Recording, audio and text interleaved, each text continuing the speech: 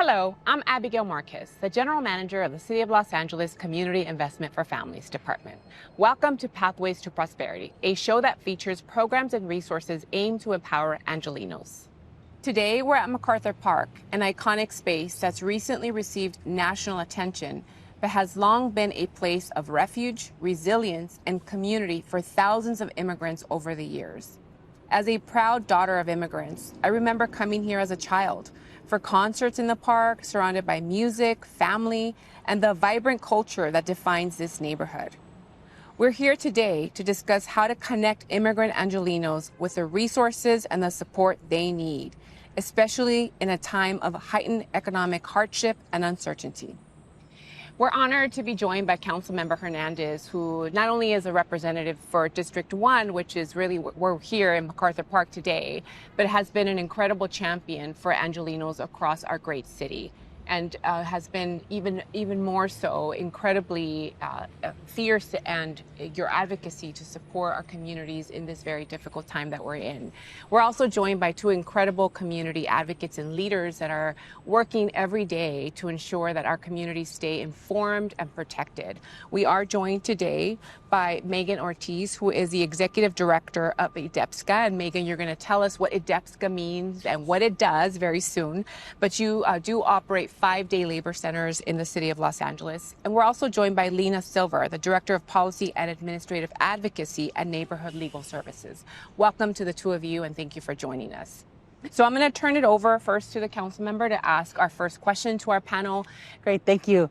And welcome so much to MacArthur Park, Council District 1, a park that not too long ago, several weeks ago, was overrun by federal immigration agents with their horses and flags that later they made an Instagram video about being here, scaring our communities, kids. But now we are here. We are here as community organizers, as community advocates, as leaders, taking up space, reclaiming this space because it is ours, it is our communities. And so I welcome us to have this conversation about the incredible work that y'all are doing in a space that needs love and healing, and to remember that there's incredible work happening. So thanks again for having us today. But yeah, that's my question to you, Megan. Yeah, thank you so much, Council Member. I think LA has a lot to be proud of. Day labor centers and that whole model of day labor center was born here, right? It's a model that really looks at the worker as a whole person. And LA actually runs 7 day labor centers. You have 2 in your council district, right? And really what they are is they are community hubs. They're community hubs where workforce development happens, meaning job training, meaning a support in looking for jobs, but also even more important, especially in the context of what's happening now, it's also about making sure that workers, regardless of their immigration status, know that they have rights as workers, and making sure that they're educated so that they know how to enforce those rights, whether that be minimum wage, whether that be overtime, whether that be sick time, meal and rest, all of those important things that a lot of workers take for granted and that we know some workers unfortunately get taken advantage of. But I think especially, if we think about all the crises that have happened and that LA has survived together, whether it was the pandemic, whether it was the wildfires in January, right? The day labor centers really have also become community resilience hubs where families go to get food, where they can even get health care. We've done vaccine clinics. So they really are these safe, sacred spaces that the city has invested in for a really long time to support workers regardless of their immigration status and their families. Thank you. And including wage theft, right? Sometimes, we expect a paycheck every time we go to work, but our day labor centers can't even count on that. And I know that you all help make sure that they get paid for the incredible work that they do. Yeah, I mean, the first part is the education, so we don't have to deal with wage theft, but a lot of times that does happen, right, where workers are not getting what they're supposed to be, get paid.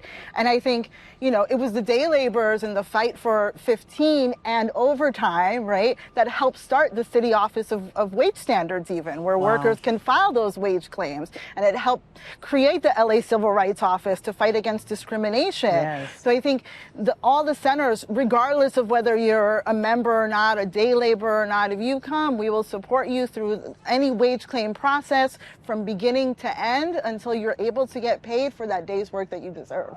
Thank you.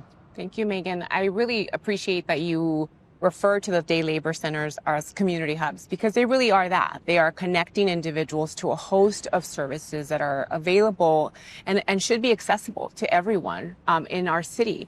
So I just want to lift up our department does also have a network of family source centers and really want to lift up the work that they're also doing. And I know that we've connected you in a more intentional way during this time to them to connect our day labor sites and the individuals working out of those sites to other services, other wraparound services.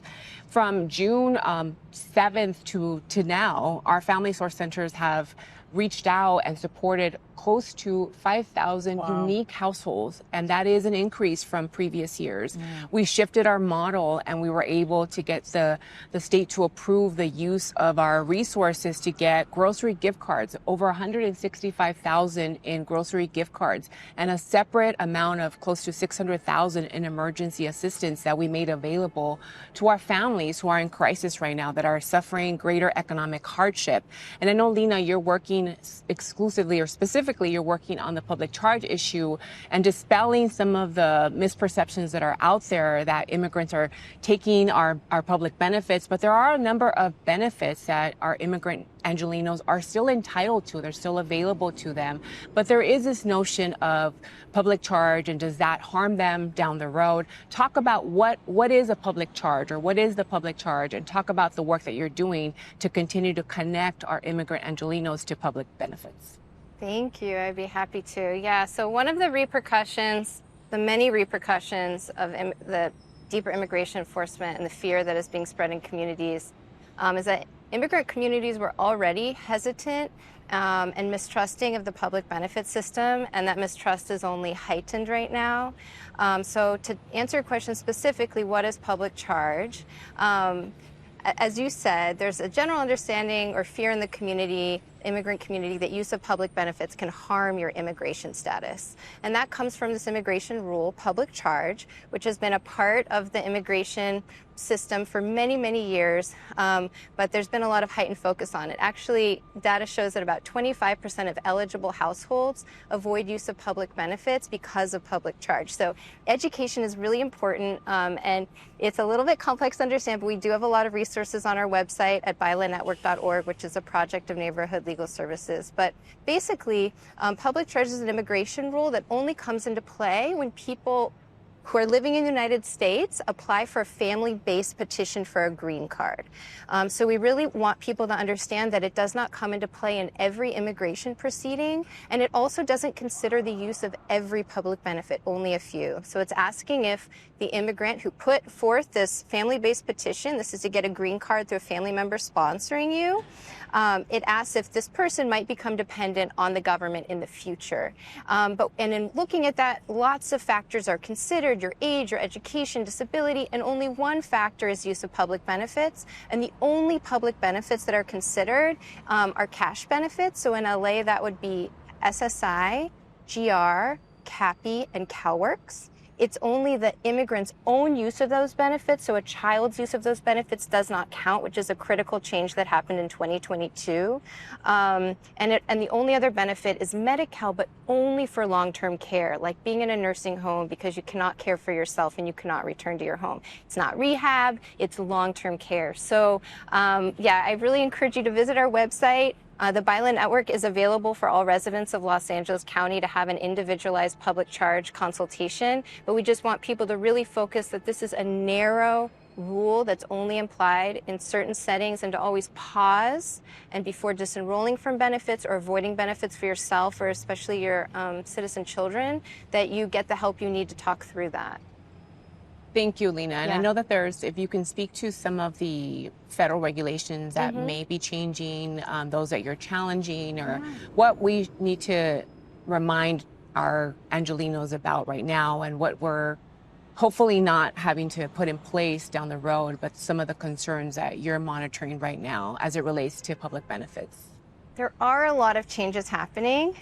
So I guess the message at the top is be connected to trusted sources of information. But the big critical message around public charge specifically is that nothing has changed under this current administration. So you stay connected with those trusted sources of information to learn about any changes to how use of public benefits can impact your immigration status specifically. That's what public charge is about. I think a little later we might talk a little bit more about some other things happening in terms of data privacy and actual changes to eligibility. Would you like me to answer those now? You can, absolutely, okay. Please do. That would be all of my answers. Okay, I could just keep going, y'all. Okay, let's do it. Okay, well, while it's good news, and we didn't expect this, but while it's good news that nothing in public charge has changed, there are no proposed changes there, there have been changes to public benefit eligibility at both the state and the federal level. So I'm going to focus on the state because that is something happening really soon. So we are proud to be in California, which is the first state to have expanded access to Medi-Cal, which is what we call Medicaid in California, to all people regardless of immigration status. And that was a long-term process of phasing in different age groups over, I think, about 15 years.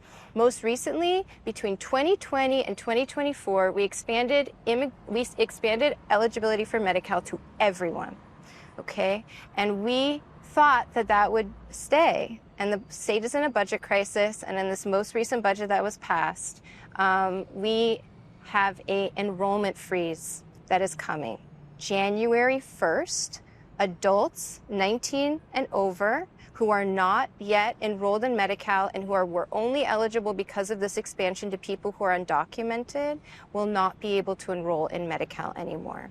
So it is a really important time to connect with BILA, connect with your source centers and your day labor centers, your schools, to get the resources you need to make the right decision for your family to enroll in benefits. There will also be a dental care freeze where people who are not federally funded for Medi-Cal, which there will be losses there beyond the Medi-Cal expansion, will not have access to dental care. So my message is use dental care now. Make sure you have a dentist. Make sure if you have dental care needs that you take care of them. You really take charge of that over the next few months. There's also potential losses to CalFresh. That is our state-funded, that's our state name for SNAP, for food assistance. Certain immigrants that have had eligibility for this benefit since 1996, the last time there were major changes to immigrant eligibility, they will be losing access to benefits. These are refugees, people who've already been granted refugee status, people already granted asylum, domestic violence survivors, trafficking survivors, and a few other categories. We're hopeful, though, that there may be changes at the state level that will bring those people into state-funded benefits. That's at both Medi-Cal and CalFresh, where we could see the state offer benefits under state funding for these folks. There's also changes those populations will lose Medicare and lose ACA access. So there's so much. No one can memorize it. We're putting together a lot of really important resources on our website. You can reference it and there'll be links. So you may have to continuously, like me, revisit these timelines. Also, the timelines for all those changes are a little bit different. Yeah, thank you. It sorry. is a lot. I really It's appreciate. No, I think I really appreciate the way that you laid out very succinctly the different changes that are happening. We will also have information. We're updating our website frequently to make sure that we're putting communication out that is still timely and relevant. But it's overwhelming. It's overwhelming to digest. It's overwhelming. I can only imagine for the individual or the family that's navigating all of these different changes that will directly impact their livelihood. So really appreciate all of the advocacy work that you're doing and the information sharing that I think is so incredibly critical for us to make sure that we're ahead of, because there's a lot of misinformation that is out there. So we will continue to update and monitor those changes as well. Megan, I have a question for you now. How have the day labor community job centers been impacted in our current climate as immigrant families face fear and uncertainty because of the federal immigration enforcement raids? Well, just like you opened up our session today, Council Member, the day labor centers, because of them being such a landmark part of Los Angeles have also become targets. You know, we operate 5 out of the 7 day labor centers across the city, and 3 of them have had 12 raids over the last 3 months.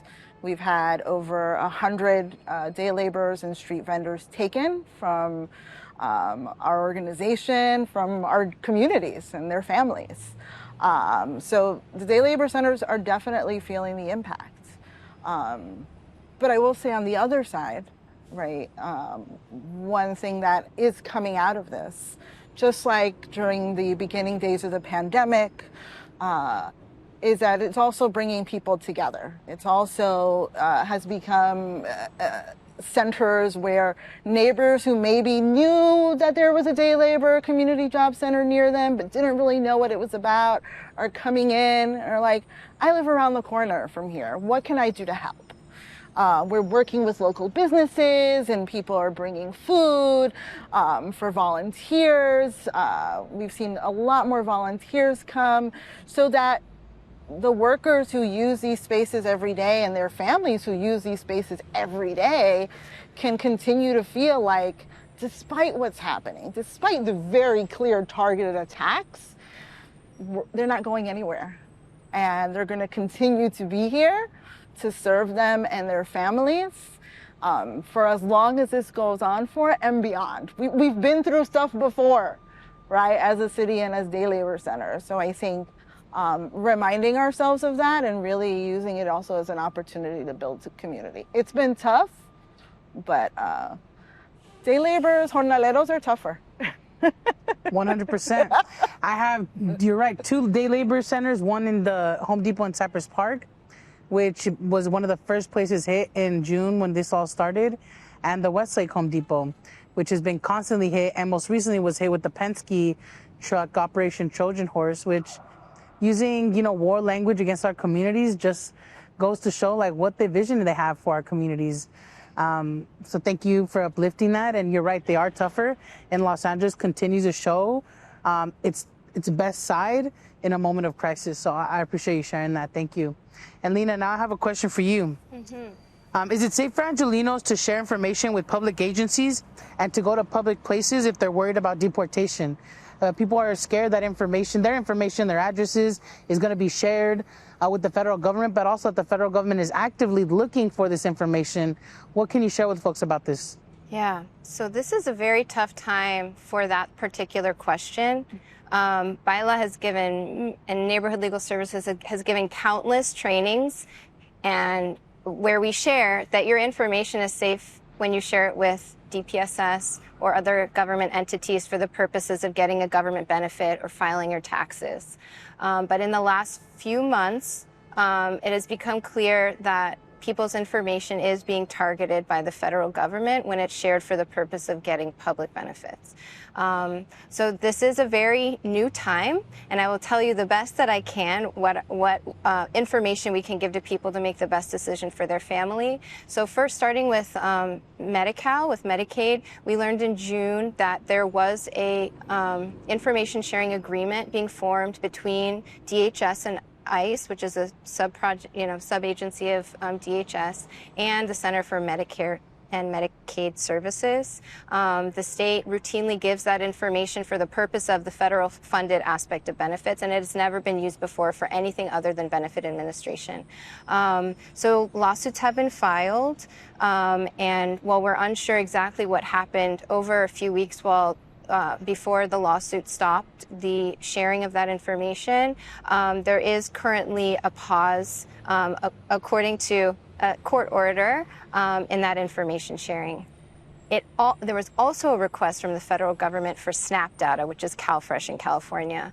That information is not routinely shared. The state would have to share that information, and to our knowledge, it has not been shared at this point. There was some escalation in that situation recently, and some threats by the federal government of withholding funding or sanctioning the state, and the Attorney General of our state and several other states did file a lawsuit there. There's no result there yet, no particular ruling, but again, to our knowledge, no information has been shared. And then another really critical benefit people rely on their tax return every year to bridge that gap. And people who are undocumented can get an ITIN, which is, tax ID. You don't need a social security number. The federal government depends on these billions of dollars in tax returns that fund our services. But yes, the federal administration also entered into a data sharing agreement with the IRS. There's a lawsuit there, and it has restricted the sharing only for specific circumstances where they're finding people's information who have a criminal conviction or final deportation orders. So narrower than what we know could be happening with Medi-Cal and potentially with SNAP, but still very harmful. So this undermines the whole system. So I told you about public charge and all the people who are not impacted and all the benefits that aren't impacted. All three of those benefits are not impacted by public charge, but now people could be scared to get them because their information could be there. Lena, you mentioned the privacy issues related to just tax information and people who are maybe immigrants and or undocumented who are seeking to obtain an ITIN. I know that we do a lot of work during the tax season through our family source system to help connect people and help connect people to ITINs, help people file for free. This past year, we did connect people to $15 million in tax refunds, but it was a drop from the previous year, and that's because there's so much fear. So I really appreciate that you're clarifying the narrow scope where a person may potentially be impacted, what those risks are. I think this is another area where we need to continue to elevate and make sure that people are clear about what are those risks, what are the impacts.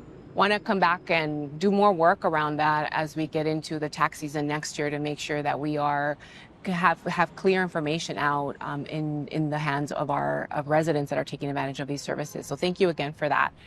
We're almost at the end, and I know that this is a beautiful day, but it is hot, so we're all bearing through this in the heat.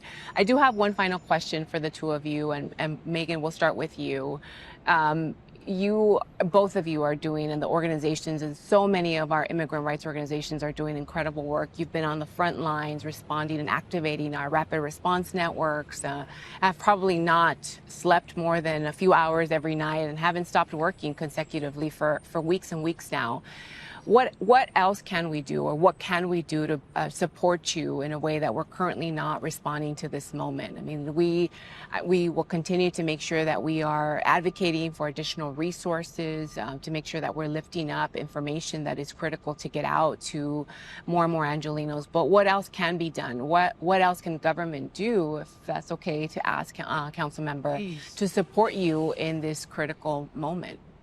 Yeah, no, thank you for that great question. I think, and we saw it this last recent city budget cycle, right, when we saw communities really fighting for what was important in their neighborhoods, critical services. So I think making sure that we keep our eye on making sure that those critical services that include day labor centers, that include family source centers, right? Those are such incredible community spaces and such spaces of resilience, as I shared earlier. So making sure that those are fully funded is so important, because we need people there to support day laborers and household workers and their families. So I think that's a huge piece of it, right?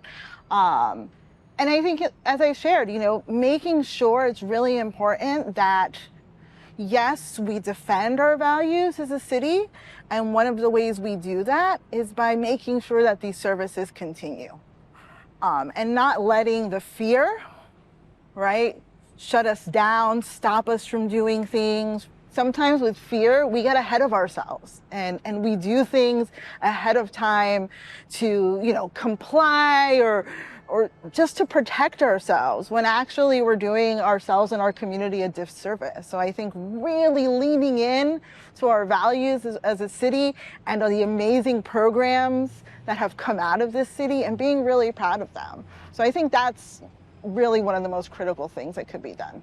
We've survived worse things. We're going to survive this, right? All of us are here, I believe, because of our parents, our ancestors. They knew something, we know something, and we're going to keep it moving forward. Thank you. Thank you for that, Megan. Lena? Yeah, thank you. Yeah, I think because things are moving so quickly and changing so frequently, no nonprofit alone or even group of nonprofits can make sure that there's trusted information that's reaching the whole community. So it's really to continue working with folks like Neighborhood Legal Services and the BILA Network and other organizations representing immigrants to have the most up-to-date information available through the city, through trusted spaces in the city. And we're very happy to continuously partner so that information is universally accessible and like really understanding the difference between advice, which we can't give when we don't have that relationship, and information, which is applicable to everyone. We call that legal information, and everyone can have access to that. It's just what the law is, and people then can apply it to themselves on their own time. So that's what we would say. Thank you for saying that, Lena. I'm going to turn it over to the council member for some closing thoughts or remarks. Sure. Thank you so much. Thank you for letting me join y'all today. Thank you for the incredible work that y'all are doing. Megan, you know, the day laborers, the jornaleros are so lucky to have you as an advocate. You know, during the budget process, I worked alongside you, and even with everything that's happening, I see you're there every single day.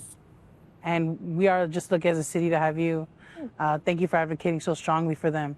And Lena, it's my first time meeting you. Nice to meet you. But the information you have is what prevents someone from going to the doctor whether they're having heart issues or, you know, different bodily crises or emergencies, a root canal. Like you have the information that opens the door for people to feel safe to do that. And so I'm glad we're uplifting that here, and that information will be shared. And I'm saying these things because as a representative on the local government, I feel like we have a huge responsibility to step up at this time to meet our families, their needs holistically, right? Whether it's just doing the basics of making sure people have groceries or getting the resources they need so that they don't fall into this eviction to homelessness pipeline, or bringing partners together to have a health resource fair, to do the blood work checks, to do the different things that maybe folks are scared of doing. I say these things because it's a responsibility, and I welcome it.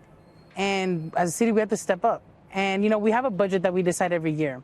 We decided this budget before we hit this crisis. Maybe it's time we look and how do we make sure that our dollars are going to our families, that are going to generate revenue that'll then go back to the city and keep families whole. So I'm thinking about all of it, and I'm just grateful to be able to have this conversation here with you in MacArthur Park, where if you look around, there's people enjoying this green space.